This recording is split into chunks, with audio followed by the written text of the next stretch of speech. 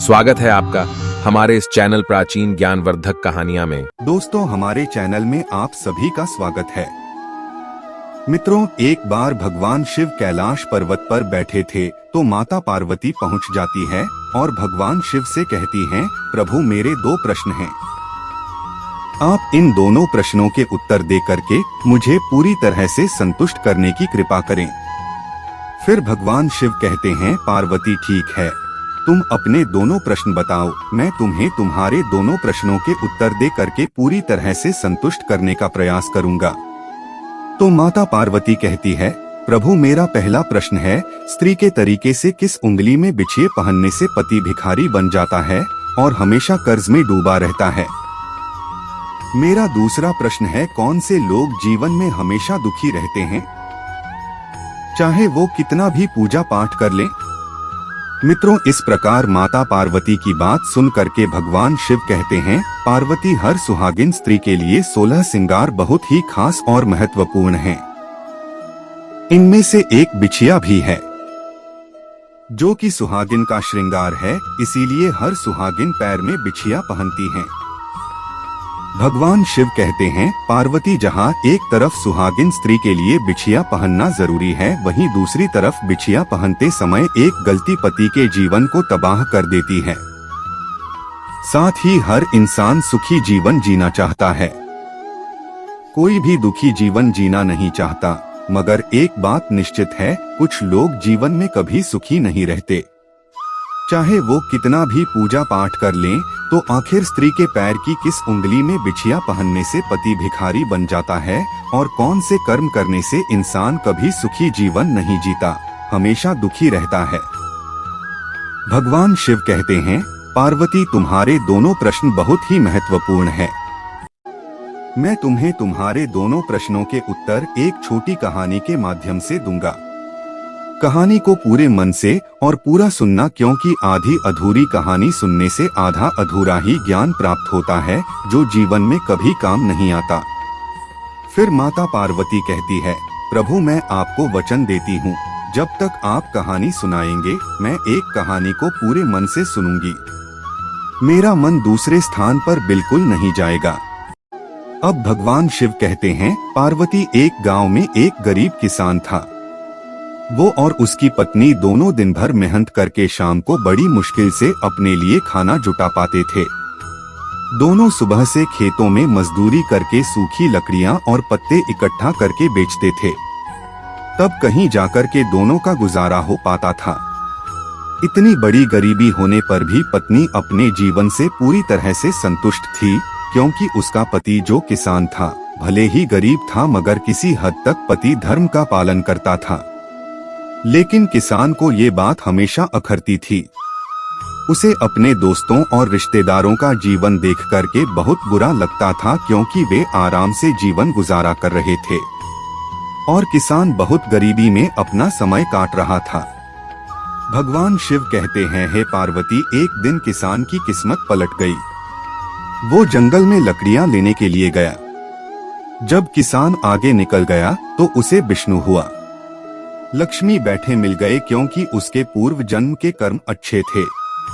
अब तो किसान और उसकी पत्नी जब विष्णु के पास पहुंची तो किसान ने कहा, प्रभु मैं बहुत पूजा पाठ करता हूं, आप मेरी गरीबी दूर कर दो। जब किसान ने विष्णु से इतनी बात कही, फिर विष्णु की नजर किसान की पत्नी के पैरों पर पड़ी, तो विष्णु किसान की पत्नी के पैरों को देख करके किसान की पत्नी से कहने लगे, तुम्हारे पति पर इसलिए कर्जा और गरीबी है क्योंकि तुमने बिछिया ठीक से नहीं पहने हैं। तुमने तीसरी उंगली में बिछिया पहना है। फिर भगवान विष्णु ने लक्ष्मी को इशारा किया, फिर लक्ष्मी जी ने विष्णु जी का इशारा पाकर के उस किसान की पत्नी को 3 बिछिया दिए और पहनने का तरीका बताया। भगवान शिव कहते हैं, पार्वती तुम्हारा पहला प्रश्न था, स्त्री के किस उंगली में बिछिया पहनने से पति हमेशा बेकारी बन जाता है और हमेशा कर्ज में डूबा रहता है। तो समझ लो, स्त्री को बिछिए किस प्रकार से पहनने चाहिए जिससे उसके पति पर कभी गरीबी नहीं आए। भगवान शिव कहते हैं, पार्वती फिर विष्णु किसान की पत्नी को बिछिया पहनने के बारे में बताने लगे। विष्णु कहते हैं, सुहागिनों के लिए बिछिया 16 श्रृंगार में से एक सबसे महत्वपूर्ण श्रृंगार है, लेकिन ध्यान रखें कि कभी भी पैर में सोने के बिछिया नहीं पहननी चाहिए। सोने के बिछिया पैर में पहनने से लक्ष्मी जी का अपमान होता है और जो लक्ष्मी का अपमान करता है मेरी कृपा उस पर कभी नहीं होती। अब भगवान विष्णु कहते हैं, स्त्रियां अलग अलग चित्रों के बिछिया पहनती हैं। ऐसे में एक बात का विशेष ध्यान रखना चाहिए कि बिछिया कभी भी आवाज करने वाला ना हो। यदि बिछिया आवाज करने वाला होगा तो समझ लो पति पर हमेशा कर्जा बढ़ेगा और वो जीवन भर कर्जे से मुक्त नहीं हो पाएगा। हमेशा अंगूठे के बगल वाली उंगली में पहननी चाहिए। अगर कोई स्त्री किसी और उंगली में भी बिछिया पहनना चाहती हैं तो बिल्कुल पहन सकती हैं, लेकिन इस बात का विशेष ध्यान रखें कि बीच वाली उंगली गलती से भी खाली न छोड़ें, क्योंकि अंगूठे के पास वाली उंगली की वजह से पति को आर्थिक संकट का सामना करना पड़ता है। भगवान विष्णु किसान की पत्नी से आगे कहते हैं कि किसी भी स्त्री को गलती से भी टूटा हुआ बिछिया नहीं पहनना चाहिए। पैर में टूटा हुआ बिछिया पहनने से पति के जीवन पर संकट आ जाता है। इसलिए किसी भी स्त्री को भूलकर भी ऐसी गलती नहीं करनी चाहिए। अब विष्णु किसान की पत्नी को अंत में बहुत ही महत्वपूर्ण बात बताते हुए कहते हैं कि किसी भी स्त्री को कभी भी अपनी बिटिया किसी को मांगने पर नहीं देनी चाहिए, क्योंकि जो बिछिया मांगने पर देते हैं उसके पति को आर्थिक नुकसान का सामना करना पड़ता है और हमेशा गरीबी में गिरा रहता है। उसके जीवन में हमेशा दुख बने रहते हैं, वो चाहकर भी दुखों से नहीं उभर पाता। इसलिए कभी भी किसी स्त्री को अपने पैरों में पहने हुए बिछिए किसी को नहीं देने चाहिए। भगवान शिव कहते हैं, पार्वती इस प्रकार किसान की पत्नी ने विष्णु की बातों को गहनता से समझा और ठीक ढंग से अपने पैरों में बिछिया धारण किए। उसके बाद में जब किसान और उसकी पत्नी वापस लकड़ियां लेने आ रहे थे तो आगे उन्होंने क्या देखा कि एक बहुत बड़ी गुफा है। इस गुफा में अंधेरा था। फिर वो किसान जैसे तैसे हिम्मत जुटा करके गुफा में दाखिल हुआ। जब वो किसान गुफा के अंदर गया तो उसकी आंखें फटी रह गई। अंदर एक पूरा खजाना था। उसने खजाने पर कब्जा कर लिया और गुफा को मिट्टी, पत्थरों और पेड़ों के पत्तों से ढक दिया। भगवान शिव कहते हैं, पार्वती विष्णु लक्ष्मी की कृपा से उसे इतना बड़ा खजाना मिला। फिर किसान बैलगाड़ी लेकर के आया और धीरे धीरे सारा खजाना अपने घर ले गया। पहले तो थोड़ा धन देकर के उसकी पत्नी बहुत खुश हुई, लेकिन जब किसान रोज गाड़ी भरकर की धन घर पर लाने लगा तो पत्नी ने उसे रोका और समझाया, इतना धन इकट्ठा करना ठीक नहीं है। जितने धन से हमारा जीवन आराम से कट जाए उतना आप ले लीजिए। भगवान शिव कहते हैं, पार्वती मगर किसान के सिर पर अमीर बनने की धुन सवार थी। उसे अपनी पत्नी की कोई भी बात समझ नहीं आ रही थी। इस प्रकार से किसान ने गुफा का सारा खजाना अपने घर पर इकट्ठा कर लिया। फिर उसने एक नया घर खरीद लिया, नौकर चाकर रख लिए। भगवान शिव कहते हैं, पार्वती फिर धीरे धीरे किसान के धनवान होने की बात दूर दूर तक फैल गई। कई लोग रिश्तेदारियां निकाल करके उसके पास आने लगे, उसे इज्जत देने लगे। फिर जब समय धीरे धीरे और गुजरा तो उस किसान को धन का अभिमान हो गया, उसके अंदर घमंड भर गया। किसान के अंदर बुरी आदतें लग गई और किसान अय्याशी करने लगा और उसने अपनी पत्नी को मारपीट करके घर से निकाल दिया। और फिर किसान जो था उस नगर का सेठ हो चुका था, क्योंकि उसके पास में धन की कोई कमी नहीं थी। उसे अपनी पत्नी को घर से निकालने का जरा भी दुख नहीं था। भगवान शिव कहते हैं, पार्वती इस प्रकार समय बीतता रहा, उसकी अय्याशियां जारी रही।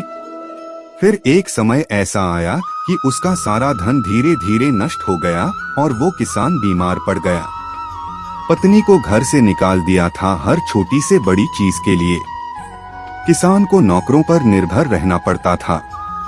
भगवान शिव कहते हैं, पार्वती जब तक पैसे थे नौकरों ने काम किया, गरीबी आ गई, नौकर भी छोड़कर चले गए। नौकर सोचने लगे, अब ये सेठ खुद ही भूखा रहता है तो हमारी मजदूरी कैसे देगा। अब तो सेठ ने एक दिन विचार किया कि मैं अपना बेस बदल करके नगर में घूमकर देखना चाहता हूँ कि लोग मेरे बारे में क्या सोचते हैं। भगवान शिव कहते हैं, पार्वती फिर वो किसान एक दिन भेष बदल करके शहर में जाता है तो एक आदमी से पूछता है, भाई एक बात बताओ, इस नगर में जो सबसे बड़ा सेठ है उसके बारे में तुम क्या सोचते हो। तो वो आदमी कहने लगता है, अरे भाई तुम जिससे की बातें कर रहे हो वो तो बदकिस्मत है। भगवान से कहते हैं, पार्वती जब इतनी बार तो सेठ ने सुनी तो वो पूछने लगा कि वो सेठ बदकिस्मत कैसे है, जरा हमें भी बताओ, हम भी जानना चाहते हैं। तो वो आदमी कहने लगा, अरे भैया जब वो सेठ गरीब था तो उसकी पत्नी उसके साथ रहती थी। वो बहुत ही समझदार और भली थी। गरीबी में भी पति धर्म का पालन करती थी और सेठ का पूरा साथ देती थी, पूरी मेहनत करती थी। फिर जब सेठ के पास में धन आ गया तो उसने अपनी पत्नी को मारपीट करके घर से निकाल दिया। अब घर में ना पत्नी है, ना बच्चे हैं और ना ही धन रहा। अब तो वो सेठ खुद ही एक बिक्री है। पत्नी भी गई, पैसा भी गया। अब भैया तुम ही बताओ, ऐसा आदमी बदकिस्मत नहीं होगा तो क्या किस्मत वाला होगा। इसलिए मैंने कहा था कि वो सेठ बदकिस्मत हैं। भगवान शिव कहते हैं, पार्वती इस प्रकार उस आदमी के द्वारा बातें सुन करके वो सेठ जो था अपने घर वापस आया और पुनः गरीब किसान बन करके उसी गुफा के पास पहुंचा जहां विष्णु लक्ष्मी मिले थे। वहां जा करके पुनः भगवान की विनती की और जब विष्णु लक्ष्मी ने दर्शन दिए तो किसान ने कहा, प्रभु मैंने बहुत पाप किए हैं, मुझे क्षमा कर दो। अब मैं क्या करूं जिससे मेरी गरीबी दूर हो जाए। भगवान शिव कहते हैं, पार्वती फिर किसान की विनती स्वीकार करके विष्णु लक्ष्मी ने दर्शन दिए और कहा, तुम्हें यदि गरीबी दूर करनी है तो अपनी पत्नी को माफी मांग करके बुलाकर लाओ और जीवन भर पत्नी के हित पति धर्म का पालन करो। जब तुम अपनी पत्नी के लिए पति धर्म का पालन करोगे तो गरीबी दूर हो जाएगी। भगवान शिव कहते हैं, पार्वती फिर किसान पूछने लगा कि प्रभु पति धर्म क्या होता है। एक पति का धर्म अपनी पत्नी के प्रति क्या होता है, मैं उसका पालन कैसे करूं? कृपा करके मुझे बताने की कृपा करें। भगवान शिव कहते हैं, पार्वती फिर विष्णु ने उस किसान को बताया कि एक पति को पत्नी के लिए पति धर्म का पालन कैसे करना चाहिए। विष्णु कहते हैं, नंबर 1 पत्नी का सम्मान करना पति का धर्म है। बिना सम्मान के कोई भी रिश्ता आसानी से नहीं चल पाता, इसलिए रिश्ते में सम्मान होना बहुत ही जरूरी है। पत्नी भी उतनी ही सम्मान की हकदार है। जीतने के पति होते हैं। एक पति हमेशा अपनी पत्नी का सम्मान करता है, उसके सम्मान की रक्षा भी करता है। नंबर 2 पति धर्म का मतलब है पत्नी से जुड़े अपने हर जिम्मेदारी को अच्छे से निभाना। हर पति का ये धर्म होता है कि वो अपनी पत्नी से जुड़े हुए हर कर्तव्य और दायित्व को पूरा करें और उसे अच्छे से निभाएं। पत्नी की सभी आवश्यक जरूरतों का ख्याल रखें एवं उसकी जिम्मेदारी को निष्ठापूर्ण तरीके से पूरा करें। पत्नी को बोझ बिल्कुल ना माने, उसे अपने जीवन का एक जरूरी हिस्सा समझे। नंबर 3 पत्नी की छोटी सी छोटी खुशी का ख्याल रखना पति का धर्म है कि वे अपनी पत्नी की हर रोज छोटी सी छोटी बात का ख्याल रखें, जिससे पत्नी को खुशी मिलती है। कोई भी काम करे तो अपने साथी की इच्छा का ध्यान जरूर रखें। आखिरकार पत्नी भी तो अपने पति की प्रसन्नता के लिए कितना कुछ कर जाती है, तो फिर पति क्यों नहीं कर सकता। नंबर 4 पति को पत्नी से झूठ बोलना और बातें छिपाना बिल्कुल नहीं चाहिए। विष्णु कहते हैं, किसी भी रिश्ते में यदि झूठ होता है तो वो रिश्ता ज्यादा समय तक नहीं टिक पाता। यही बात पत्नी के रिश्ते में भी लागू होती है। पति को अपनी पत्नी से झूठ नहीं बोलना चाहिए, ना ही उससे किसी भी तरह की बातें छुपानी चाहिए। एक दूसरे के प्रति ईमानदारी और भरोसा ही रिश्ते की नींव को मजबूत बनाता है। नंबर 5, पति की जिम्मेवारी है कि हर परिस्थिति में वो अपनी पत्नी का साथ दे। पति का धर्म होता है कि वो अपनी पत्नी की हर परिस्थिति में उसका साथ दे। पत्नी के सुख दुख का ख्याल रखना और उन्हें भावनात्मक तौर पर सहयोग करना ही पति का सच्चा धर्म है। शादी में लिए हुए 7 वचन को निभाना पति का कर्तव्य होता है और पत्नी का साथ देना भी उस वचन का एक हिस्सा है। नंबर 6, पति को पत्नी के अलावा किसी गैर औरत के साथ कभी संबंध नहीं बनाना चाहिए। पति को अपनी पत्नी के अलावा किसी गैर महिला के साथ में रिश्ता नहीं बनाना चाहिए। ये बिल्कुल गलत है। पति पत्नी के रिश्ते में ईमानदारी होना बेहद जरूरी है और ये हक किसी भी पति को नहीं कि वो अपनी पत्नी के साथ धोखा करे। वैवाहिक रिश्तों में पति पत्नी के अलावा किसी तीसरे इंसान की मौजूद बिल्कुल भी सही नहीं है और ना ही समाज से स्वीकारता है।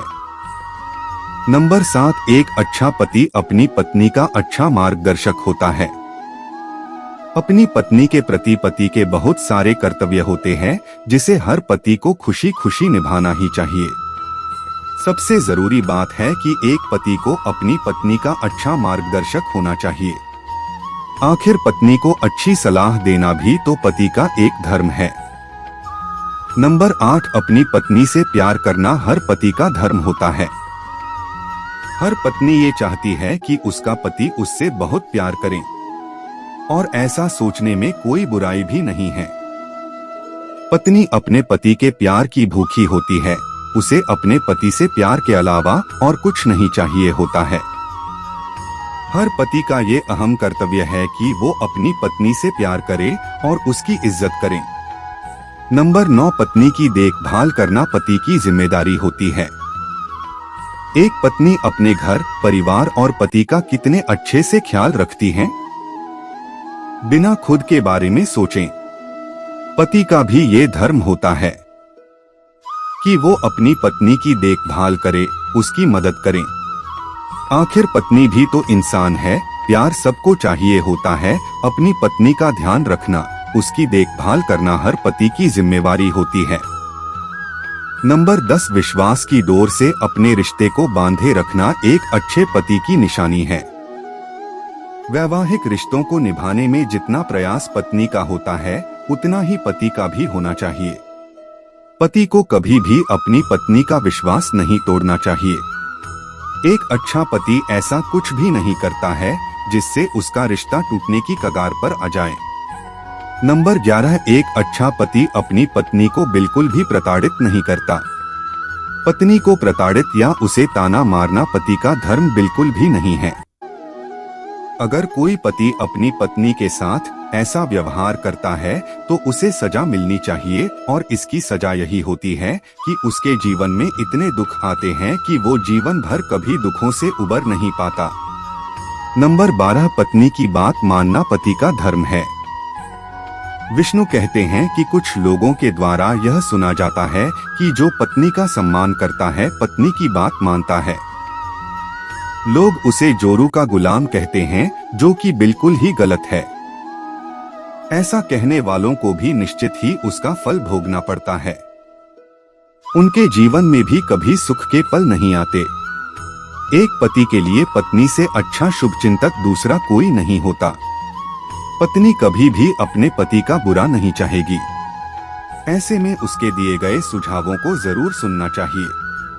नंबर 13, पत्नीव्रता पति कभी भी अपनी पत्नी की तुलना किसी भी महिला के साथ नहीं करता। अपनी पत्नी की तुलना कभी भी किसी पराई स्त्री के साथ नहीं करना चाहिए। ये ही पति का धर्म है। किसी भी पति को अपनी पत्नी में खामियां नहीं निकालनी चाहिए। वो जैसी हैं, उन्हें वैसा ही स्वीकारना चाहिए, क्योंकि ईश्वर ने हर किसी को सोच समझकर बनाया है और जिसे जैसा बनाया है उसे बहुत अच्छा बनाया है। पति की जिम्मेदारी होती है कि वो अपनी पत्नी का सम्मान करे, ना कि उसे नीचा दिखा। ये भगवान शिव कहते हैं। पार्वती इस प्रकार उस किसान ने जीवन भर पति के कर्तव्यों का पालन करने का वचन लिया और वहां से चला गया। भगवान शिव कहते हैं, पार्वती तुम्हारा दूसरा प्रश्न था कि कौन से लोग जीवन में हमेशा दुखी रहते हैं। चाहे वो कितना भी पूजा पाठ कर लें, तो समझ लो जो पुरुष अपनी पत्नी के पति धर्म का पालन नहीं करते वो हमेशा दुखी रहते हैं, चाहे वो कितना भी पूजा पाठ कर ले। जैसा कि ये किसान जब गरीब था तो किसी हद तक पति धर्म का पालन करता था, अपने कर्तव्यों का निर्वाह करता था, और जब धन अधिक हो गया तो पैसों के घमंड में अपने पराये सबको भूल गया। यहाँ तक कि अपनी पत्नी को भी घर से निकाल दिया और पत्नी की बेकदरी करने लगा। फिर पत्नी की बेकदरी करने की वजह से ही एक दिन ऐसा आया कि वो पुनः भिखारी बन गया। एक एक रुपया के लिए तरसने लगा, और जब उन्हें पत्नी से माफी मांग करके उसे बुलाकर लाया और पति धर्म का पालन करने लगा तो धनवान हो गया और पत्नी के साथ खुशी से रहने लगा। इसलिए अंत में सिर्फ इतना कहना चाहूँगा, जो मनुष्य पति धर्म का पालन करते हैं, अपने कर्तव्यों का अपनी पत्नी के लिए ठीक से निर्वाह करते, उनके घर में सुख शांति रहती है, और जहाँ सुख शांति रहती है वहाँ लक्ष्मी का वास होता है। मित्रों, फिर भगवान शिव की बात सुनकर के माता पार्वती कहती है, प्रभु, एक पति का पत्नी के प्रति क्या धर्म है? आप मुझे बताओ, मैं भी समझ लूं कि आप मुझे कितना प्यार करते हैं। तो भगवान से मुस्कुराते हैं, और जो बातें भगवान विष्णु ने उस किसान को बताई थी वो पुनः पार्वती के सामने दोहराते हैं।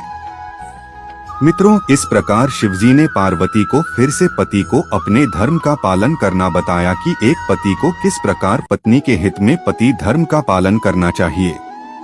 फिर तो माता पार्वती भगवान शिव के द्वारा धर्म की बातें सुनकर के प्रसन्न हो गईं और कहने लगी, मैं जानती हूँ प्रभु, आप मेरे बिन नहीं रह सकते, आप मुझे बहुत प्यार करते हैं। तो मित्रों, आप भी पति धर्म की बातों को दोबारा सुनना चाहते हैं और जानना चाहते हैं कि पति धर्म की वो कौन सी बातें जो इंसान को राजा बना देती है, तो वो इस कहानी को दोबारा सुने और पति धर्म का पालन कैसे किया जाता है अपने जीवन में उतारें, क्योंकि भगवान शिव ने तो पार्वती को दोबारा सुना दिया। यदि मैं आपको दोबारा कहानी सुनाऊंगा तो कहानी बड़ी हो जाएगी, इसलिए आप इस कहानी को दोबारा सुनें और पति धर्म का पालन कैसे करना चाहिए अपने जीवन में उतारें। तो मित्रों, यदि आपको ये कहानी पसंद आई हो तो प्लीज आप हमारे चैनल को सब्सक्राइब अवश्य करें, और भगवान शिव और पार्वती के लिए माता लक्ष्मी, भगवान विष्णु के लिए एक लायक करना न भूलें।